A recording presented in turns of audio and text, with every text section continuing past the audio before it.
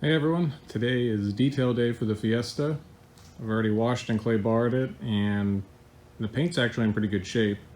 So instead of doing my normal 4 levels of polish, sealer, glaze, wax, I can probably get away with just 1 or 2 layers of polish, glaze, seal, and wax.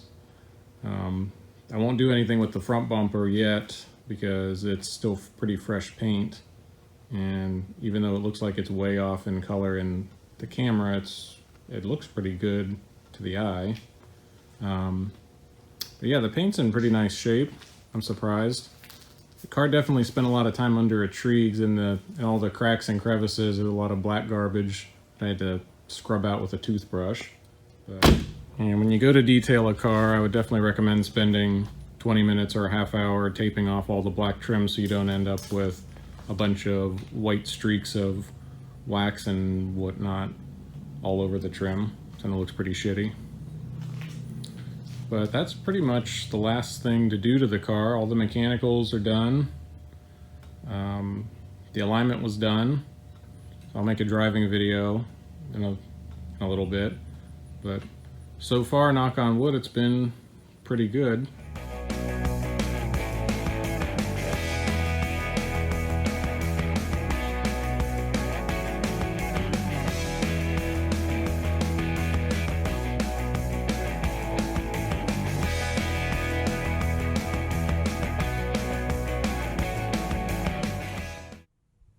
I wanted to make a little aside video to kind of talk about a really common problem with the Fiestas and a lot of Ford products in general, and it's the failing blend door actuators.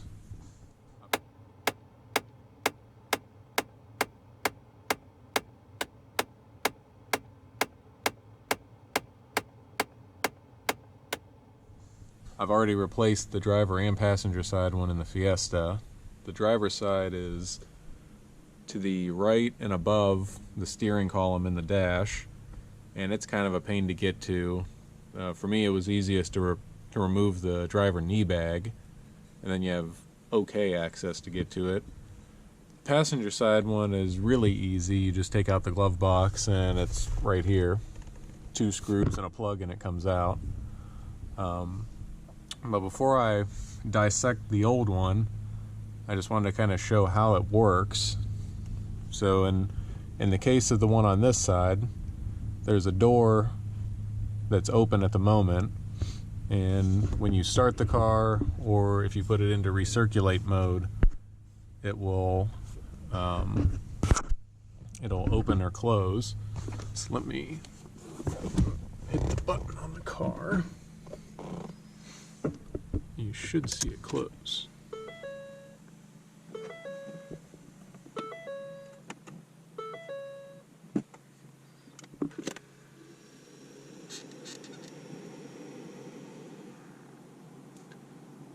So as you can see, it rotates maybe 90 degrees.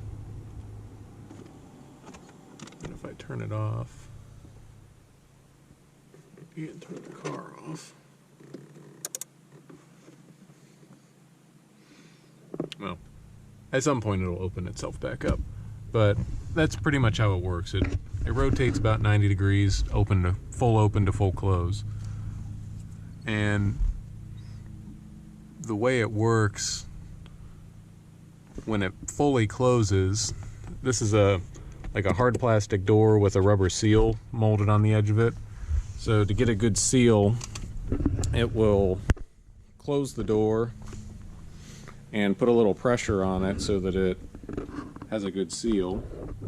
So now if we take a look at the old blend door actuator, you can see it's pretty much just a simple little motor with a worm gear on it that turns another gear, which turns another gear, which turns another gear to open the door, like I said, about 90 degrees. So if I take this gear and put it in its position, roughly in its position. Okay, I've got it lined back up. Go ahead and put some power to it. Just hold my finger on it here to keep it Keep it kind of lined up. You can see the motor just spins and it turns the wheels. And the motor is fine and most of the gears are okay. But once it gets there, it stops. So if we take a closer look at it, you see that this big gear has one broken tooth on it. So that's where our popping noise is coming from. And also, let me see. The smaller gear has a cracked one. It hasn't fallen off, but it's cracked. So whenever this thing would go to rotate closed, whenever the broken tooth got over to this position, it would just sit there and click against this gear. So that's where the click for the forward blend door actuators comes from. Alright, the detailing inside and out is done now, and it came out really nice. I'm pretty pleased with it. So I ended up doing 2 levels of polish, and then glaze, sealer, and wax, and it shines nice and feels smooth as glass. So the parts that I replaced, hood, fender, and bumper cover, match pretty well. The bumper cover is off a little bit, but they never match that well from the factory when they're new. Yeah, it's only off a hair. You don't really notice it. It actually matches the rear bumper, which doesn't match, and that's factory. So it has just a couple minor door dings in it. Nothing really to be concerned about. So if we moved the interior, that was already pretty clean. All I did was vacuum it and wipe down the interior. And for the seats, I took Dawn dish soap and scrubbed the fabric portion of the seats, and it brightened them up, and they're now nice and even. There's no blotchiness to them anymore. And then I took Chemical Guy's leather cleaner and conditioner and did the fake leather portions, or they call it leather, but it's leather. And it looks and smells really nice now. So with the vape smell gone now, I don't have to resort to putting a fart can exhaust on it and a cheap China suspension and wheel set. So that's a plus. Back seat, it's equally clean. In the hatch area, I haven't replaced the broken cargo cover, but it's clean. And the passenger side, similarly, is clean. Everything in the car works. All the windows, AC, the climate control. Now that the blend door actuators have been replaced, no more clicking there. And the sunroof and the sync system, everything works. Yes, I think it's about time to take it out for a drive. And if you guys are enjoying this video series, check out the Ram 2500 videos that I put together. I bought that at Copart a few months ago and had to put a frame under it, so that was a really involved rebuild versus the Fiesta, which was just some bolt-on parts.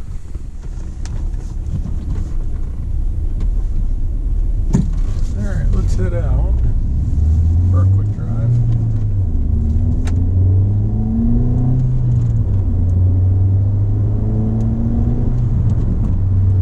I just love little hatchbacks. I've had 37 cars in 12 years, and hatchbacks have been some of my favorites. I've had a SRT Caliber, a Volvo C30, Focus hatchback. Yeah, there's another one in there too. I can't remember offhand. And they're always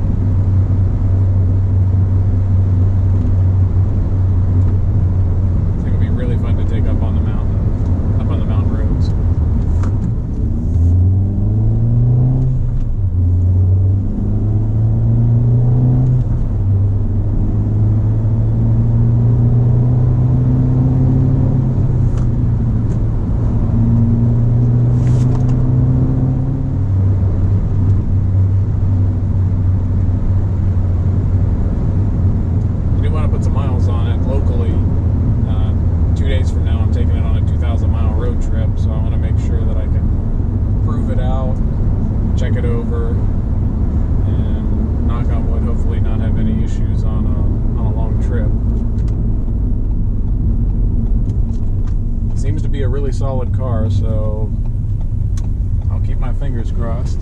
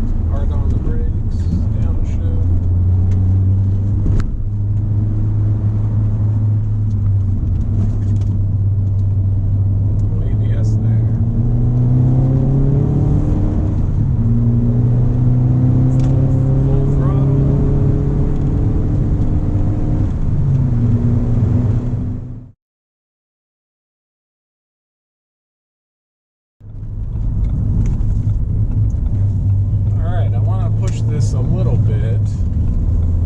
I'm still getting comfortable with the car, so I don't want to push it too hard. And plus, the roads are a little bit damp today and covered in leaves.